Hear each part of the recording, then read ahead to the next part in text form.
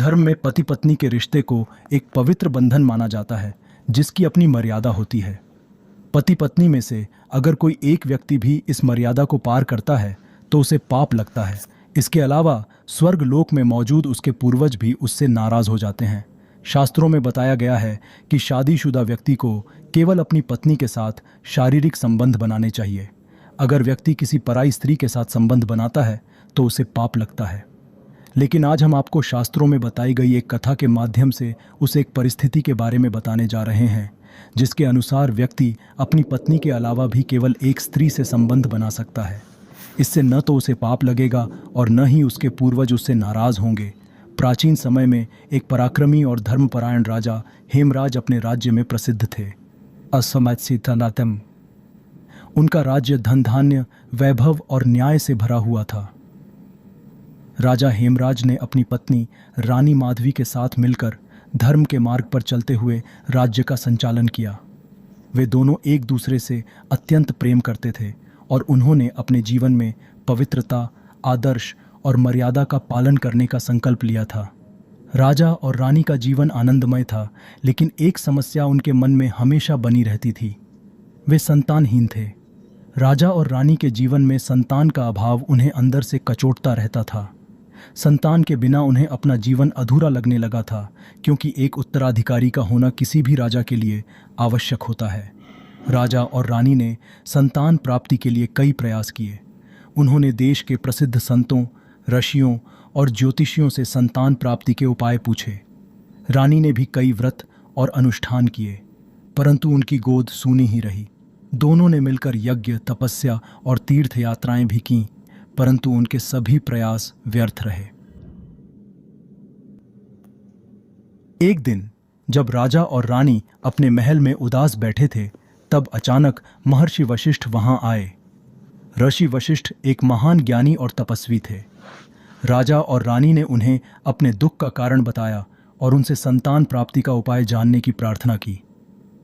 महर्षि वशिष्ठ ने दोनों की पीड़ा को सुना और उन्हें सांत्वना दी। उन्होंने कहा, हे राजन, तुम्हारे जीवन में जो कठिनाई है उसका एक विशेष समाधान है, परंतु यह समाधान धर्म के अनुसार ही करना होगा। तुम दोनों ने अपने जीवन में पवित्रता और मर्यादा का पालन किया है, इसलिए यह कार्य भी धर्म के नियमों के अनुसार ही होना चाहिए। महर्षि वशिष्ठ ने राजा से कहा कि यदि किसी व्यक्ति को संतान प्राप्ति की अत्यंत इच्छा है और वह सभी प्रयासों के बावजूद संतानहीन है, तो विशेष परिस्थिति में वह धर्म के अनुसार किसी अन्य स्त्री से संतान प्राप्त कर सकता है, बशर्ते वह स्त्री अत्यंत पवित्र और धर्मपरायण हो। महर्षि ने बताया, हे राजन, ऐसी स्थिति में यदि तुम्हें संतान प्राप्त होती है तो यह अधर्म नहीं होगा, क्योंकि यह कार्य पवित्र उद्देश्य के लिए किया जा रहा है। यह कार्य न तो भोग की इच्छा से प्रेरित है और न ही वासना से। तुम इस कार्य को केवल एक धर्मपरायण और तपस्विनी स्त्री के माध्यम से ही संपन्न कर सकते हो। महर्षि वशिष्ठ ने राजा को बताया कि उनके राज्य में एक धर्मपरायण कन्या जिसका नाम सुशीला है इस कार्य के लिए उपयुक्त है। सुशीला अपने तप और साधना के कारण राज्य में सम्मानित थी और अत्यंत पवित्र मानी जाती थी। उसका जीवन संयम और साधना का उदाहरण था।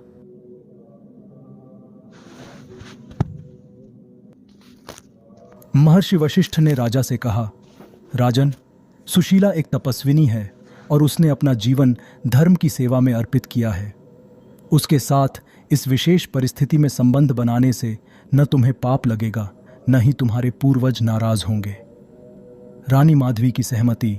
राजा ने महर्षि वशिष्ठ की बात को ध्यान से सुना, लेकिन वे अपनी पत्नी रानी माधवी से बिना पूछे इस निर्णय को नहीं लेना चाहते थे। उन्होंने रानी को इस उपाय के बारे में बताया। रानी माधवी का हृदय विशाल और धर्मशील था। वह राज्य और अपने पति के प्रति अत्यंत समर्पित थी। रानी ने सोचा कि यदि इस उपाय से राज्य को एक योग्य उत्तराधिकारी प्राप्त होता है तो यह धर्म के मार्ग पर ही होगा। उन्होंने अपने पति को इस कार्य के लिए सहमति दे दी। रानी ने कहा, हे स्वामी, यदि इस कार्य से राज्य का कल्याण होता है और यह कार्य धर्म के अनुसार है,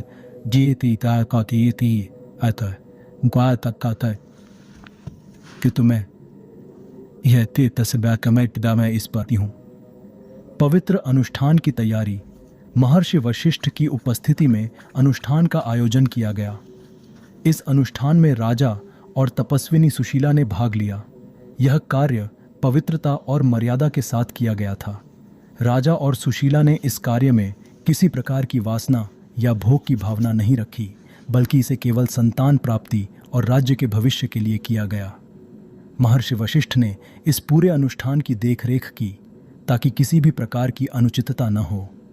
इस अनुष्ठान में देवताओं का आह्वान किया गया और राजा तथा सुशीला ने संतान प्राप्ति की कामना की। कुछ समय बाद सुशीला ने एक तेजस्वी पुत्र को जन्म दिया। यह पुत्र अपनी अद्वितीय गुणों और तेज के कारण विशेष था। राजा हेमराज और रानी माधवी ने इस बालक को अत्यंत प्रेम और स्नेह से पाला। बालक के जन्म से पूरे राज्य में हर्ष का माहौल था।